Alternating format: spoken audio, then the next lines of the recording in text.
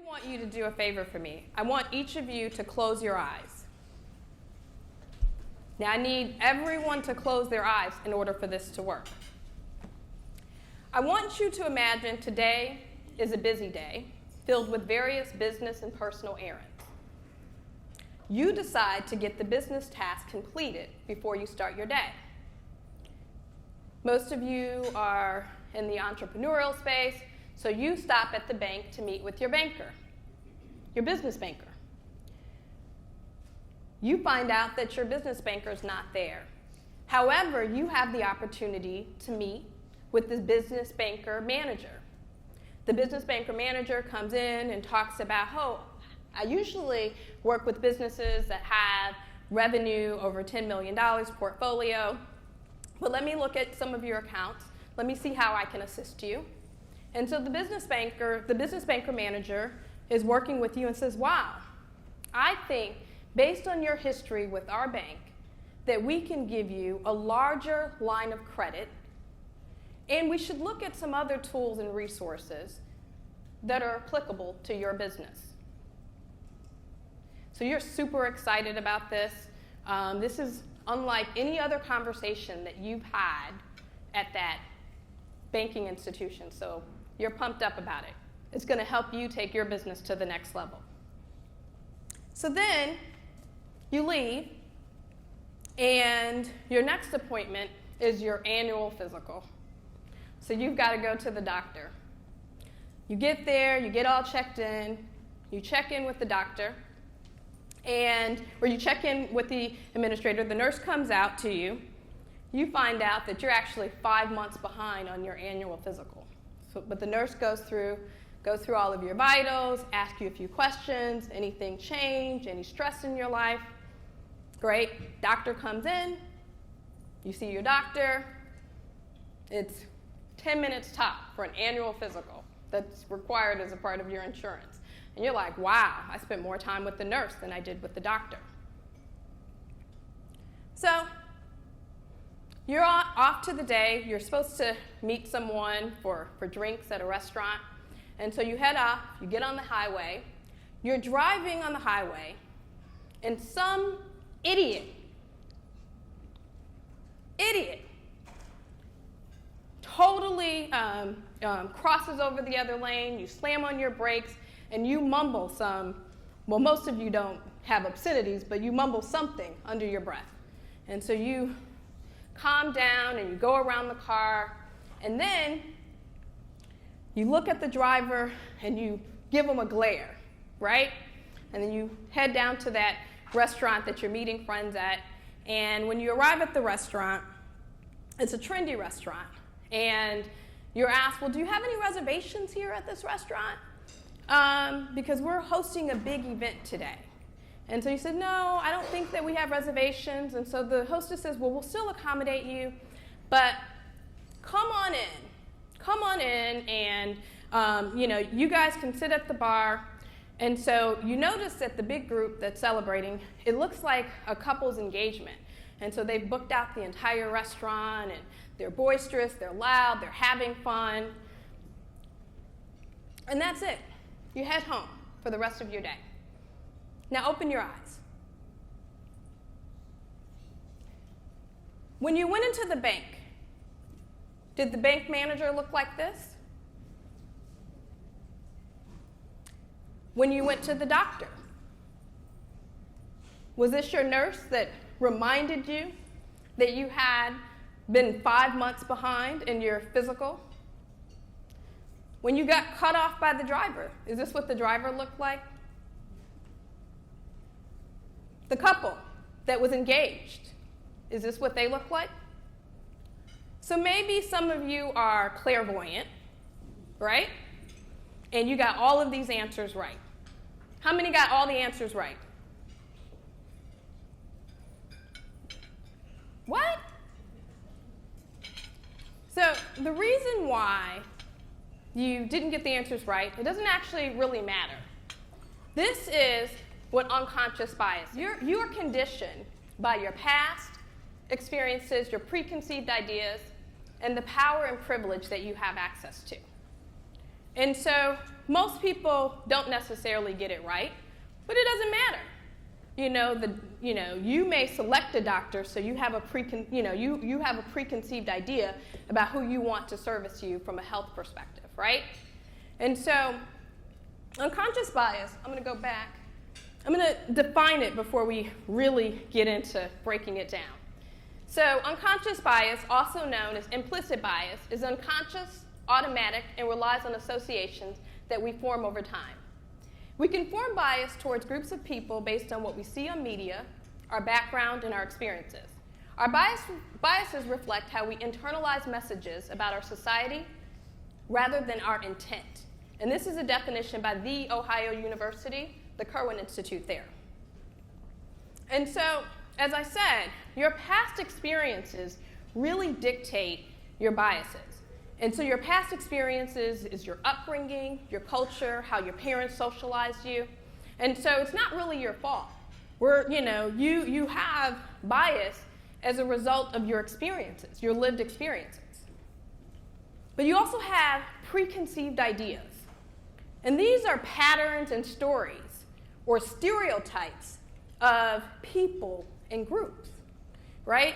And so some of those stereotypes can be good, right? And so it can be good and beneficial to your network. You can have an affinity towards certain things, but some of your biases can be bad. And then there's the power and privilege that you might have, right? So if you're in a position of power and you have a bias towards someone, so if you're a school teacher, or if you're a banker, or if you're,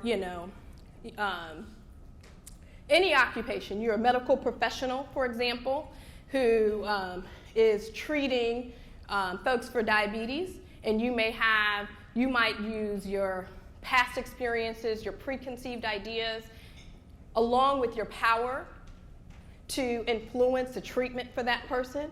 So if you're treating someone who is overweight, you may say, well, they don't deserve this because they put this on themselves. And that's a collection of how power impacts bias. So we're here at Interise, and I wanted to create a scenario to show you all how the impact of unconscious bias. Now, we heard from Jeremy, and so we got the recap this morning. Jeremy talked about redlining, and that's still, even with proactive policies, we still have the residuals of that. And so I want to talk about biases in this context. So individually, we walked through a scenario where you understood that you have your own individual biases. So let's take this to the experience. So prior to working in the space of unconscious bias, I worked in municipal government for 18 years. For 18 years, and every year I worked on equity initiatives, whether it was in housing, workforce, economic opportunity for minority and women businesses. And so what I found is throughout the tenure of my career that there were some things that were bigger than the individual, right? Because I worked for the city of New York, over 100,000 employees, and I worked for the city of Houston, over 20,000 employees, right? And so I certainly encountered in my experience individual unconscious bias. So let's talk about where I spent the last decade. I worked on helping businesses similar to your businesses, small businesses, minority businesses, women businesses, veteran businesses, LGBTQ businesses. That's what I did, right? And so let's just talk about that. So let's just talk about how the marketplace and how the impact of unconscious bias impacts businesses. So at the individual level, a decision maker decides that they need to procure a marketing services, but it's global because they want to market their city, to other cities. It's a part of tourism, and the person from the Office of Economic Opportunity comes in and says, hey, I think that this would be a great opportunity for some of our minority and our women businesses to participate and to engage. And so the individual says, no, I really think that we need like a top 4 PR and marketing, public relations firm, right? Because in that individual's mind, a minority and woman can't do a global marketing plan for the city, right?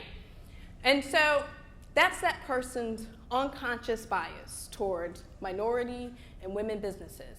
So they have a bias against their ability, their competence. And so how does it play out at the organizational level? So that decision maker is just one person. So at the organizational level, you've got a procurement team. And that procurement team is responsible for establishing what the procurement looks like. And so automatically, and you've heard this as a part of the theme throughout the past day, or yesterday, is that procurement person writes up the procurement, and the procurement automatically creates biased language. And the biased language prevents the minority and woman from coming, from their ability to actually compete at a level playing field. And so that's how bias looks in an organizational level. But then it becomes more systemic, right? So you wrote the procurement so that minority and women businesses were not eligible for it. They couldn't access it because they weren't a top 4 company. Then it's become systemic. Systemic is when every time you market for marketing services, now it's got to be a top firm. You've got to have insurance requirements. It's a $50,000 procurement, but you've got to have $4 million of insurance, right?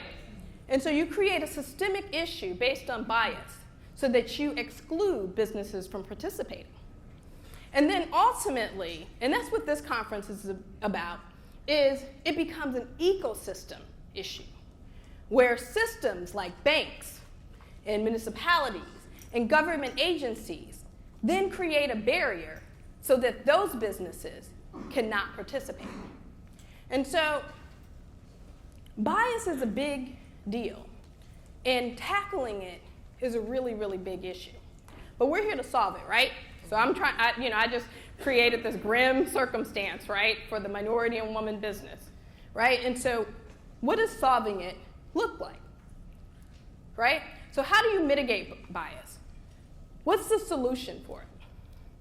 So I think it was, I'm not gonna say who it was, but you can't change what you can't measure, right? And so the number one thing that we need is data. And so I feel as though working in the entrepreneurial space that every issue, there's someone there to solve for the issue. And the major thing to addressing unconscious bias, right? So I did some research. Forbes magazine said $8 billion is spent on diversity and inclusion initiatives in the private sector alone every year. But what's interesting is they said it's not really showing that anything works. Yes, the numbers are changing, but organizations continue to have, they might represent diversity within their numbers, but there's no diversity at the C-suite, right? So you see articles after articles that talk about it. So is it really working? You have less than 3% minorities on Fortune 500 boards and less than 10% women participating. So is it really, really working? And so in order to solve it, you need data. And I recently left my role with the city and decided, you know what, I'm going to tackle this bias thing. And so I'm working on a technology that has decided, yes, we need to measure unconscious bias in a way that's going to provide insightful data. But regardless of if it's my solution or someone else's solution, data is really the key to solving the problem. You have to really show, once people understand and they see how pervasive unconscious bias is, then they'll understand all the effects that it has on our organizations, our systems, as well as our ecosystem overall. And then there's self-awareness. I think that if individuals, and Harvard has an implicit association test, there's other universities that use this, but I think that people are really apathetic to bias. There's in-group bias, so blacks have biases against blacks. There's, there might be someone gay that has biases against other gays. Women have biases. In fact, data shows that women leaders are more harmful to other women in the workforce than the male managers, right? And so self-awareness is really key. And so there's tools like implicit association tests that help people understand and identify with what their biases are. And so I recommend that everyone, at least us, the solvers, we solve for that issue and make sure that we become self-aware of our blind spots, our own cognitive biases. Empathy is really important, right? Because if you can put yourself in the shoes of someone else, if you can put yourself in the shoes of that business, or if you are in the shoes of that business, then you have to understand that there are barriers there. And so your cognitive empathy levels are really, really important. Understanding, becoming self-aware, also understanding and being empathetic to others is very, very important. And then a growth mindset. Really being open-minded, not sitting with the same people, networking across different audiences is really, really important. But really being open to new ideas and new concepts. And so that's how we solve for it. And so today, I'm going to put my commitment on the stage. I am committed to helping more than 100 million people mitigate their unconscious bias through data, self-awareness, empathy, and growth mindset. Thank you.